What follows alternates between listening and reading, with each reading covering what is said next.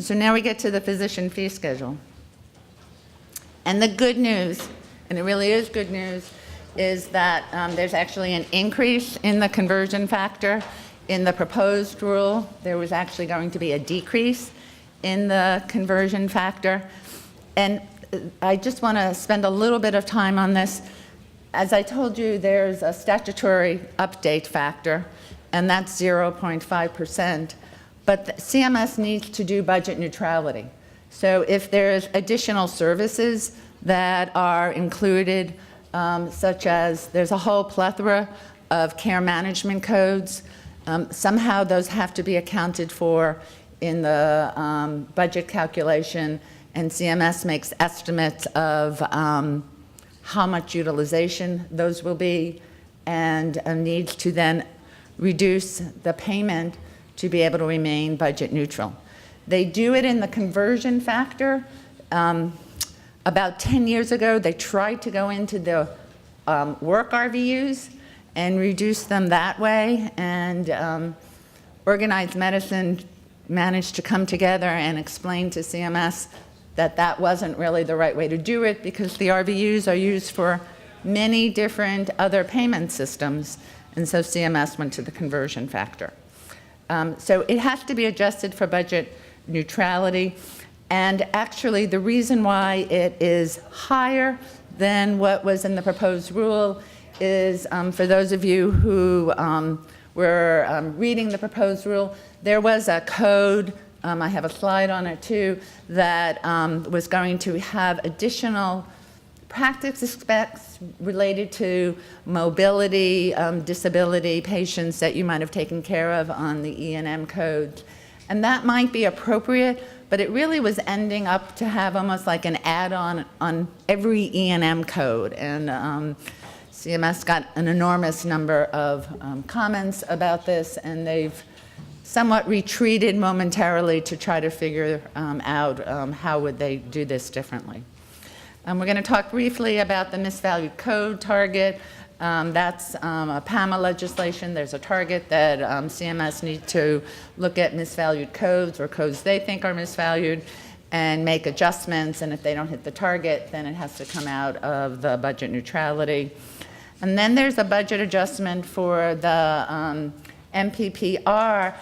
There was legislation passed that reduced the reduction in the technical component for radiology. Instead of doing 50-25, it's just 25. The good news is that if you look at a very high level at your specialty on allowed charges, thank you whoever asked that question, there's no specialty impact on your services, but that again is at a really macro level. There really aren't any significant winners and losers. You can see general practice, internal medicine, geriatrics, allergy and immunology. PT/OT got a +1. PT/OT is probably related to the new codes. The losers are the independent labs, ophthalmology, and urology. Oops, I have a little star next to target. That meant that I took these slides and I made them before the rule came out because I wouldn't have enough time, and I neglected to put the stars away. But the information is correct. PAMA actually was revised by ABLE, and ABLE legislation is actually provides benefits for disabled individuals. But here's the targets. We have one more year, 2018. The target is 0.5%. And you can actually go on the CMS website if you're interested and find out what are the codes that contributed to CMS finding 0.23% reduction in the target income, and they needed to make the adjustment. They do take increases and decreases, so it's a net. On some level, there is actually terrific news about the global surgery nightmare, for lack of a better word, as somebody who has actually, I think collectively, there's been a lot of time and effort spent into this initiative, and I know your society has also spent a lot of time. But if we remember, CMS once upon a time decided that all surgery codes are misvalued, and they made the proposal to take make them 0 days. Organized medicine at a very high level. When I use organized medicine, I'm not referring to AMA. Organized medicine, everybody I know worked to stop that, and MACRA basically told CMS, no, you can't do that. But it did acknowledge that there might be some element of misvalued codes within the global surgery package, and sent CMS to try to figure out a way to collect information so that they could appropriately value the codes. And CMS came up with comprehensive claim reporting. To sum it up, basically everybody in the universe who submitted a code for surgery and saw the patient would need to add a collection of G codes, 6 of them, I think, based on 10-minute time increments, including what your office staff might have been doing or your clinical staff. And then they were going to do surveys, and then they were going to do an in-depth study. And I'm here not to tell you it didn't go away, and all of this was supposed to happen January 1st, 2017. But they've stepped back, and they've actually, as best as I can tell, have implemented what organized medicine had been telling them to do. One was, can we just focus on post-op visits? And can we focus this on high volume, high cost procedures? And you're going to want to know which ones those are, and I'm going to tell you we don't know yet, but that should be posted on the CMS website. And instead of all the G codes that actually were proposed, but for those of you who understand the CPT process, you know, they had never been utilized in any fashion for accuracy or even rate or reliability. So they're going to use 99024, which is just a CPT code for visit. They're only going to require reporting from a sample of practitioners in large practices. And yes, CMS is inconsistent here. Large practices are 10 or more. In MIPS, you're 15 or more. And I'm sorry, they, if you're in one of these states, Florida, Kentucky, Louisiana, Nevada, New Jersey, North Dakota, and Ohio, they managed to pick some states. CMS, in the proposed rule, said they weren't sure how to do a sample, so they were just going to do it throughout the country. And there were lots of people who pushed back and gave them lots of suggestions. They're looking at Medicare beneficiaries and MSAs. They also realized that January 1st could be difficult for people, and they're now requiring reporting to begin July 1st. So clearly there's more than enough time to get the proper codes on the website. There's no payment reduction for failure to report. And if somehow you have a strong desire to put 99024 on your claim form and you don't live in these states, go ahead. CMS will take that information. Or more importantly, because depending upon how your coding system, if you are in Florida, it just might be easier for you to put 99024 for every global surgery that you're doing. CMS will take that information. I would always say to you, beware of what you submit to CMS. I think one should never submit more information than is required. But you need to decide what's easiest for you. And I worked at CMS. I tried to skim those issues that I know were important to podiatrists and that you actually had made some comment on in the comment letter to the fee schedule. CMS decided that 0-day global services that had been built with an E&M code and then modifier 25, which said, I did an E&M code, the service I did was separate and distinct from the little visit that is associated with the procedure. CMS thought those were potentially misvalued, and they identified 83 codes as misvalued because of their frequency billed. And commenters, actually, this is CMS's words, were generally opposed. Not a good sign, especially because some of the codes had been reviewed the prior year. They had been reviewed in the past 5 years. And this is probably here more for me than for you. I find it interesting that CMS cites a drafting error. Somehow I think you could just say, okay, it didn't work, and we're changing our policy. But they cite a drafting error, and now it's only 19 codes. But again, I wanted to identify the 3 that I have here. These are some that you might be doing. Again, they're just misvalued. That means that they're going to be going through the RUC review process, and your members are going to need to participate in surveys. And so there'll be another bite at the apple, because in next year's proposed rule, there should be additional revisions here, or there might not be any revisions here. But in reality, these codes have not been reviewed in the past 5 years. There was also a potentially misvalued code, removal of nameplate. CMS had in the 2016 proposed rule had identified codes that had not been reviewed in more than 5 years, high expenditure by specialty, and that's how nameplate got identified. CMS did not agree, as you can see, with the CAC-PIAC recommendation. And the bottom bullet is the work RVU had been 1.10, and CMS finalizes a work of 1.05.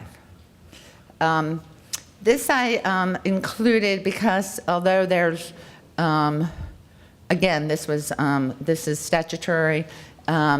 I know that APMA was really trying hard to get exceptions for at least identify some hardship exceptions. But beginning January 1st, 2017, there'll be a 20% reduction of the payment amount for a technical component of images services taken using film. There's the statutory language. CMS actually finalizes that modifier FX will be required for x-rays that are taken using film. And they do acknowledge that they did get letters wanting exceptions based on either where the service level was, based on where it was rural. You could think of the normal CMS hardship exceptions, and they say the statute does not allow, and actually having read it, there's nothing there. Generally when CMS is doing an exception, the law allows that. Appropriate use criteria, I'm not sure how many are you doing that are doing advanced diagnostic imaging services, but this continues to march on. It's not marching on to the statutory timeline, but it is marching on. And in 2016, CMS established requirements for the development of appropriate use criteria, and actually there are 11 designated provider-led entities. In 2017, CMS proposed in the proposed rule requirements for qualifications for the qualified clinical decision support mechanisms, and they actually are proposing to announce the first list in June of this year. They're still trying to figure out, could they get some providers potentially doing voluntary reporting on beginning 2018. But if you think about the timeline, the IT systems are not swift to change. So in the final rule, CMS finalizes the clinical area for AUCs. On some level, I don't know, take the Stedman's dictionary, but there's supposed to be an AUC for everything. But CMS realizes that that's just not realistic, and that you need to at least prioritize, do the 80-20 rule. And so they had a much broader list. They got a lot of comments, and as you see here, it's coronary artery disease, suspected PE, headache, traumatic and non-traumatic, hip pain, low back pain, shoulder pain, lung cancer, cervical or neck pain. And they've done a lot of changing into the proposed requirements. They have finalized them. I would suggest you go to the rule or wait for our summary if this is of interest to you. The deadline for applications is March 1st, and CMS proposes, as I said, to make the first list June 30th. They still have here this providers begin reporting use of AUC January 1st, 2018. And I must admit, I did a skim and not a deep read, but at least when I was skimming, I couldn't find the required use. And I did pick up that this is supposed to be through additional rulemaking. And they're still hoping, though, by 2020 to identify the outlier ordering professionals that would be subject to prior authorization. So I'm not, again, this might not be your number one issue, but I think you should be aware of this. And again, this, is potentially not your number one issue, but I find it always interesting. I think there are ways that you might all be interacting and should be aware of these. Most importantly, the non-face-to-face prolonged E&M services, CMS is acknowledging the use of those. There's a whole litany of when you can use them, when you can't use them, which codes you can use them for, which codes you can't use them for. CMS is actually deferring to how the CPT book uses this. They can be used when you're spending more time than accounted for in an E&M code. Probably the best example I can think of going back to life as a consultant is that record you got. You were going to see a patient and in came this huge record. I was before there was electronic medical records, but I see my husband with the electronic medical record, and I think he might rather have somebody print paper out for him to read. But nonetheless, when you need to spend an extraordinary amount of time, you should now consider how much time that was, because if it's going to be more time than what is associated with in the E&M code, you actually might be able to build these codes. And actually, CMS on their download on their website for the physician fee schedule lists for the first time publicly what they view as the typical time for E&M codes and these additional codes. So that's one thing for you to know about.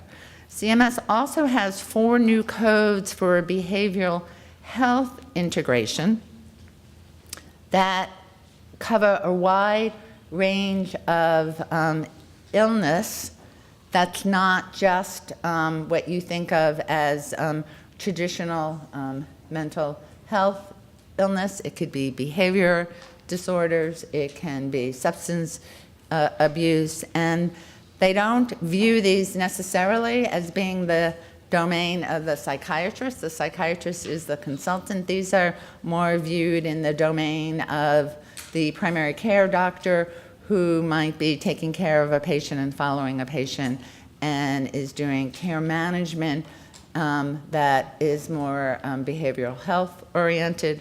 And there's 4 codes here. 3 of them are if you're in this fancy model, psychiatric collaborative care model, but one is actually just a behavioral health integration that it just depends upon where you're located and what your practice is and what your patients are like, that it, I wanted to flag it for you. There's also complex chronic care management, and to make it different than regular chronic care management, these are the patients that are supposed to be a bit more difficult to manage. Again, CMS defers to the examples in the CPT book.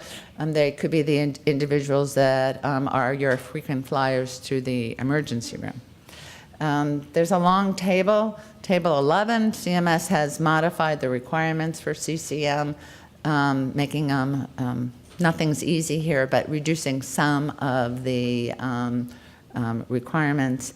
And this is what I talked about, and I have to apologize. I clearly was tired last night as I was doing these slides, but it doesn't finalize additional payment for E&M services associated with care of beneficiaries with mobility disabilities.